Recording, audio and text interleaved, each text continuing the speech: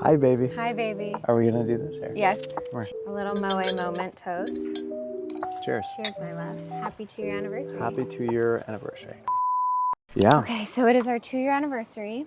We are in the Keys, in Key Largo, and we wanted to do a Q&A. I wanted to do a Q&A. I've roped you into this. I got roped into a Q&A. This is true. So I did a poll on Instagram because so many people message me. By the way, context for you, because I don't even know if you know this. No idea. So many people message me all the time about how to live a healthy life with your partner and involve them in your healthy lifestyle.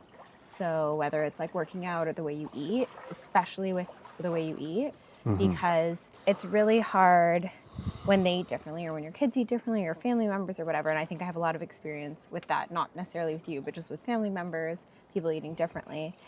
And they were asking for advice and just questions about relationships and staying healthy when it's a little bit harder in your relationship. So Trevor has the questions on his phone. I do, at least for the time being. For the time being. My phone is still alive here. Yeah, both of our phones are about to die. This is true island time. We also have snacks, and I feel like this plays into the whole theme because we got chips, guac, and salsa, and I asked for cucumber slices. I actually love chips. They're corn chips, but I wanted to get cucumber slices because they were saying that these were just cooked with like things that are gluten full. And they said that there's cross-contamination, which I'm not normally so crazy worried about, but he was saying that. That just means more for me, and this is how it works. Although I also can't do You're normally gluten-free. Yeah, normally. I can't Right. do much gluten. Dairy also Yeah. is problematic, but And if people haven't watched the first video, my intro video, I actually talk about when I went gluten and dairy free and how that was because of you originally. it was pretty much like a bet, and a bet that Sam made saying, listen, I guarantee if you just try, let's just try for 4 weeks, cutting these things out of your diet. I'll do all the cooking. It'll be easy. The food will be fine. That let's just see how you feel. And But I was I like, wasn't okay, gluten-free yet. I didn't believe you. You were not, and neither was I. And I didn't believe you. And so I took the bet. And as time would tell, I obviously lost. But in the long term, well worth it because I think it's a win for both of us, no? Oh yeah. And it was also dairy with you, gluten and dairy Yeah. together. Yes. I think that combos can be troublesome. It's dangerous. Hopefully Mocha's not crying too loud. She wants the cucumber. This was maybe not the ideal situation. Well, Mocha's for not her. mic'd up, but we can change that next time. So my hubs, and I Yeah. think that's, husband, significant other, Fam eats horrible. And sometimes he feels like being rude when I eat my own food. Sometimes he feels, maybe you're being rude when you eat your own food. And listen, I guess I can answer that one Yeah, because can you tell us? my family, we are meat and potatoes people. And, every Thanksgiving on holidays, like we do all the traditional holiday fare, which obviously is not the, I guess, most gluten-free option. No, definitely not. Or otherwise. So you found a way, babe, to sort of very gracefully Yeah. go into and helping out and, maybe making a couple appetizers or a couple dishes that are suitable for you. Yeah. And, everyone enjoys them. I think involving people in the process makes it a lot more approachable and they don't feel like attacked.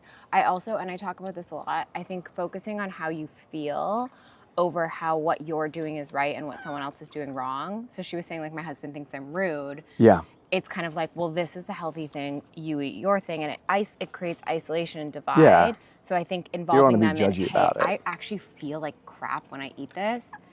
I'm not going to, and I even say this to you sometimes if it's drinking or specific things and we're out somewhere, I'll say this is not gonna feel good for me, and I know how much that'll compromise our time together tomorrow or whatever else we're doing. And it's no one can argue. If you say this is how you feel, Totally. argument's over. And if you're getting involved in the process early on and saying, how can I help out? That's also, I feel like it's been an opportunity for you to talk to my family about the things that have been your health challenges and, spend some time talking about this stuff and educating them a little bit, and I've noticed they've made healthier choices, since that process started, because Right. a lot of the time it's just out of sight, out of mind. People don't know necessarily what they don't know. And, by cooking, at least by showing how you do things, I feel like that's been a huge help. And I know it's been time that my family has enjoyed spending with you. Oh, I love that so much. And I love going because like our families do eat differently, I would say. My mom is definitely more Mediterranean, and my dad's pretty much vegan. That's like completely different. You just have meat and Very potatoes. different. That's Meat like and potatoes, so, meat and potatoes, but are so different. very good. I mean, also, like my stepmother is like, she's such a good cook, and she Yes. cooks like the most delicious like French cuisine, and it has, all the sauces, all the fixings, and it's so good. And let's dive into another question. But the last thing I'll say about like family gatherings is that if you can offer to bring something, like you said, or cook, that's amazing. But doing it with them also involves them like you said, like out of mind, out of sight, involves them in the education process of like, oh, I actually can make the same sort of thing in a similar way. And it's only slight, like 3 ingredients shift to the gluten-free or the dairy-free or the whatever changes, and it actually comes out tasting the same. I think sometimes, and in particular with like parents, not your parents, just parents in general, like that age group, or even grandparents, oh my gosh, even worse, is like resistance to changing the way they've always cooked. And it's like, you don't have to, but let me show you what works for me, and make it this kind of like fun exploration together. You have to be willing to understand that what you're choosing is what you're choosing, and they have the choice to choose what works for them. Exactly. The only person that benefits or suffers is going to be the person making the choice, and that's why they know or they can do it for themselves. Exactly. Am I the only person eating this? Huh? I'm too busy trying to get to these questions, babe. He's hosting, I'm the guest. All right. So, what if I can't be my best self when I'm bloated and feel gross? I can fully relate to that. If you are feeling bloated or not secure, it's really hard to be your best self with your partner. It's really hard to be your best self alone with yourself, to speak to yourself in the best way. It takes even more consciousness and mindfulness and thoughtfulness in your actions and your choices to yourself or to other people. I think it starts with how we talk to ourselves, and then I think it goes into your relationship. Like if we were going on a date night, for example, and I was feeling really bloated, I feel like before I was actually kind of feeling a little bit bloated from something that I ate. We're traveling, we're at a resort, like there's tons of different things. It creates a barrier where you start feeling a little bit more insecure or less intimate, whatever. In my experience, the best way around that, because that's probably not going to change. I mean, I could say like take Array bloat supplement, like there's things you could do, but just in my experience with you, the best thing has been communicating. Nailed so it. just did I get it right? Yeah. Did I get it right? Up high? So I know. I mean, on my side, I'm like, Right, if what I'm do you trying to like appreciate when put on I'm- the moves and Or we're going to dinner and I'm be like, all "Oh, I can't find sexy an and outfit." seductive, and I'm like not sensing that it's fully, resonating, then when you communicate to me, I know, all right, this isn't anything to do with my lack of game. Like I haven't totally lost it. It's actually you ate something. Right. And I find that at least helps my ego a lot. Right. So I think that helps because then it stops like an argument or somebody not feeling good or not feeling secure. I think like the individual who's feeling that way, it's kind of nice to put a name to it. Like it's almost harder to push through it and just pretend like everything's fine. If you say, you know what, I'm not feeling great. I'm feeling a little insecure. I can't find anything that feels good. Maybe your partner also now is looped in to kind of like give you a little bit more confidence, compliments. You know, like, I don't know. If I said, oh, I'm really not feeling good tonight, are you going to be like, all right, well, it's fine? Or are you going to say, baby, you look beautiful. It's great. Like, you're going to support me in changing my mindset and help me get over the hump. But I guess it's not just the mindset, it's also the physical feeling, right? And I think like once you've put something out in the open and it's out in the air, then, if something just happens to come out in the air, then it's really, understood. Yeah. Actually, this just happened. Well, so I had like a little breakout, right? And we're on this trip. It could be from a million things. It's probably from his beard, but I feel bad saying that. It is. Anyway, we've been making out a bunch because it's our anniversary. Lots of making out. Got into first base a bunch. Lots of just hitting singles. Baby, stop. This is friends and family. So anyway, it's probably from that. Who knows? Doesn't matter what it's from. But I was saying to him like, oh, I don't feel great because I have like this little breakout happening. And you said like, oh, it's fine, babe. Like everybody gets pimples. Like no, you don't even see anything. I think that's what you said. And I said to you right away, I said, so it's really not that big of a deal. There's not like, yes, you probably don't really see much and I don't see much and whatever, that's fine. But as somebody who suffered from chronic acne for years, that really made me feel so depressed, so isolated. Like I've said this before, you almost want to just like cut off your skin. Like it's so, if you have really bad acne and anyone listening or skin issues, you feel literally debilitated. And Some pretty dark shit. it is. It's really, really hard because it's also it's the first thing that you put forward is your face. And so I just explained that to you even earlier today. And I said, there's nothing you can do. There's nothing you can say. This is how I'm feeling. Heads up. This is the way it makes me feel. And that's so tough. Can you imagine that trauma? Like it's very triggering because I've gone through feeling that way about my skin. And the second I said that, you were like, oh man, that must be so tough. Like it triggers you like a little bit, one little pimple or two little pimples makes you feel like you're back in that place again. And you got it the second I was vulnerable and explained it. Well, I think just because something, you know, I get a pimple time to time, probably also because of my beard, but to me, it's just, it hasn't been a big deal because I have a very different relationship with that than you do. And so I think initially you frame everything up like through your own perspective until you hear otherwise, especially coming from someone you love who you can empathize with. It's like, okay, I know this is not, that my reality is not the reality for everyone. Yeah, it's and so true. To understand that, I think is really important and part of communication, like about anything. Yeah, really. it's so true. All right, we got another one. Are you ready for this? My partner likes sweet treats. Ooh. How do I stop? Did you write this one? No. My partner likes sweet treats. How do I stop giving into the craving too? Ooh. Okay, well, I'll talk to that. Just join the dark side. Join the dark side. The sweets. Okay, I'll talk to that. So there's a few things. One is if you are the grocery shopper of the household, you can pick better for you options and better for you treats. Like I would think we pretty much always have Smart Sweets. We always have Hue. Hue dark chocolate, yeah. We like Hue dark chocolate, amazing. We always have like Siete chips. Like the house always has items also, which is another thing. We never make it feel, and I do this every single week. I restock our like sweets or treats section. I don't know, this is maybe just a mindset game, but I never want to feel like it's not there if I want it, because it's kind of this deprivation makes you want it more. Like it's the forbidden fruit principle. Yeah, it's the forbidden fruit. So I always have it stocked in the house, but I have things that are stocked that are the options that I would have. So there's one way. So when you want a sweet treat, it's because I'm the grocery shopper of the house, we always have an option that I would have as well. If they don't want the same thing, I would just say having the better for you option is going to help you so substantially. And it doesn't make that much of it. Like it still feel like it fills the same, you know, I guess, void, right? Like in terms of if I'm having Smart Sweets or like the sort of Reese's Pieces, the peanut butter and chocolate, great combination. Right, but the Hue is like the same thing. But the Hue, peanut butter, chocolate, like cashew butter, same thing. So and good. Like just and for me personally, like the moment came when I think, you know, I was used to having the Hue chocolates and the chocolate peanut butter combination, fantastic. And then it was because we were at a movie theater and didn't sneak in our own snacks, which we sometimes do. We so do. Hopefully the movie people aren't listening.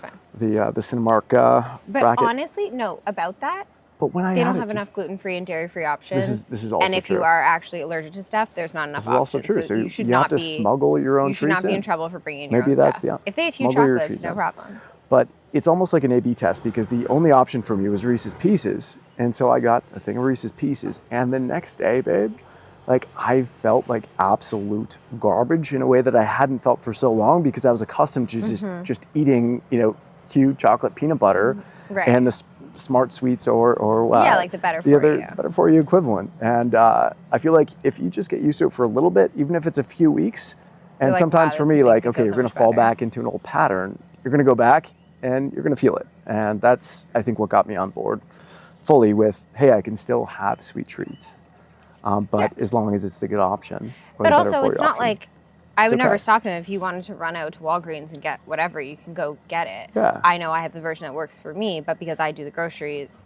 that's probably the version you're going to have. You're not going to like get in the car, go walk and go grab something. You're going to have what's there in most cases. And so that kind of shifted the way that you eat sweets. I also think if you don't want to have something and you feel like you're trying to stop yourself, have an alternative. Like like obviously I don't want to have chocolate every single night. I do a lot though, but like I wouldn't want to do it every single night, or having like, you know, candy or whatever. Yeah. So have whatever your thing is that kind of like symbolizes, because a lot of the times I think with sweets at the end of a meal, it's like a symbolic closure. It's like the It's like cherry a on top. ceremony. Yes. It's like the bow on the present. Yes. You There's know? like some type of romantic kind of connection to the dessert after you eat. So figure out what that could be. If it's like fruit, or if it's tea with honey. Or espresso. Yeah, in your case, not mine, definitely. But I can't even have espresso in the morning. Yes, if you were to sum all that up into one thing, it would be the better for you option, as long as you know what that is. So smart sweets is one. We said Hue chocolate. What are some other better for you options that are sweeter? I mean, I think making your own is obviously the best if you have the time. And I also think making something slows down the like crash craving. You know, when you just want sweet and you're like reaching for anything. Yeah. If you start the process of making your own, like I'm obsessed with our avocado chocolate mousse. Oh, that's very good. If you go through the process of making it, by the time you've made it, you've kind of like subsided a little bit of that craving. So you want it still, but it's less like ravenous about a sweet or something. It's more intentional also. Intentional. Yeah. And that I'm a big fan of that. I also feel like I make sweet stuff all the time. Like at home, like we always have muffins and different things stocked in the house. So yeah, I think like just having it available.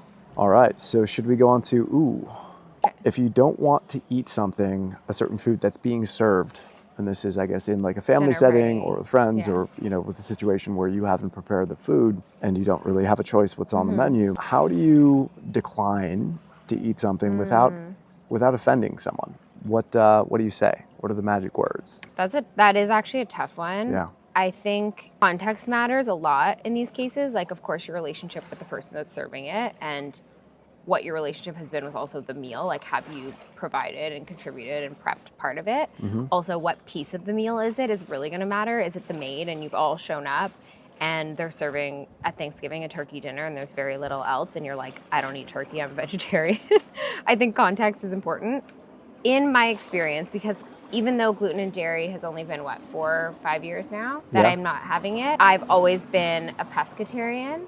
And so in my experience, I learned this very early on because I was like 12 when I stopped eating meat. I would always communicate it as best as I could before. So if I was... So be proactive. And if you're going to your partner's house, by the way, make sure that they do. Because I remember coming to your house for the first time being like, I am a vegetarian. Please tell your family. Please make sure they know fish is And of course I did none of that. No, you did. I think the first time. You really did the first time, but my eating has evolved over the years. So sometimes, you know, not everyone's like looped in on every little piece of it, but I think that's really important. Like if you were going to your boyfriend's house or your partner's house or friend's house with their family, communicating how you eat, you know, just heads up, I don't eat meat or whatever, in a sort of open-minded way. And I think also like expressing the why behind it, right? It's not just I eat this way because I want to eat this way. Like that should be a good enough reason for most people, but also saying, hey, you know, I've just learned over the years when I eat this type of food, it really upsets my stomach or really, you know, makes me struggle or feel terrible the next day. I think that helps people understand. And it also, it's something that requires a little bit of vulnerability. And I guess it depends on how comfortable you are with whoever's hosting that meal. Yeah, that's what I was saying, context. But the context is really, really helpful.